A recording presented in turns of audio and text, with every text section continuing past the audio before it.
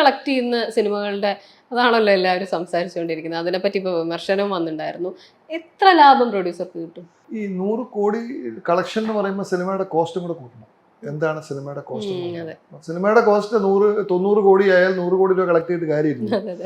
ഈ വീണ്ടും പറയാണ്, അത് മറ്റേ ആ ചർച്ചയിലെ വലിയ ഒരു ഇതായിരുന്നു, വലിയൊരു വിവാദമായിരുന്നു.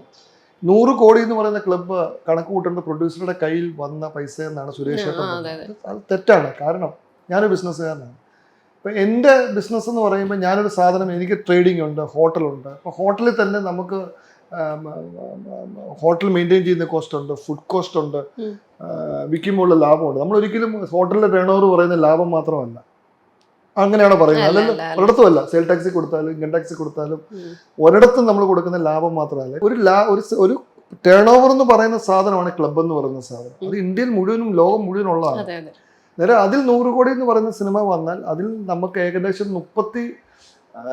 സാറ്റലൈറ്റും OTT കഴിഞ്ഞുള്ള കളക്ഷൻ ഒരു 75 കോടിയാണെങ്കിൽ ആ 75 കോടിയിൽ ഒരു 22 കോടി രൂപയെ പ്രൊഡ്യൂസർക്ക് വരത്തുള്ളൂ. ഇപ്പൊ 22 കോടി രൂപയുടെ സിനിമകളുടെ കോസ്റ്റ് ആയാല ആ 22 കഴിഞ്ഞിട്ട് പിന്നെ OTT സാറ്റലൈറ്റിനും കിട്ടിയ പൈസ ലാഭമുള്ളൂ. അത് ഡിപ്പെൻസ് ഓൺ ദ പ്രൊഡക്ഷൻ കോസ്റ്റും OTT-യിലും സാറ്റലൈറ്റിലും കിട്ടിയ വാല്യൂം കൂടെയാണ്. OTT-യിലും സാറ്റലൈറ്റിലും കിട്ടുന്ന മുഴുവൻ പൈസയും പ്രൊഡ്യൂസർക്കുള്ളതാണ്. അതിനകത്ത് വേറെ വീതം ഒന്നും പോകുന്നില്ല. ആകെ GST മാത്രം അടച്ചാൽ മതി, ബാക്കിയെല്ലാം പ്രൊഡ്യൂസർക്കുള്ളതാണ്.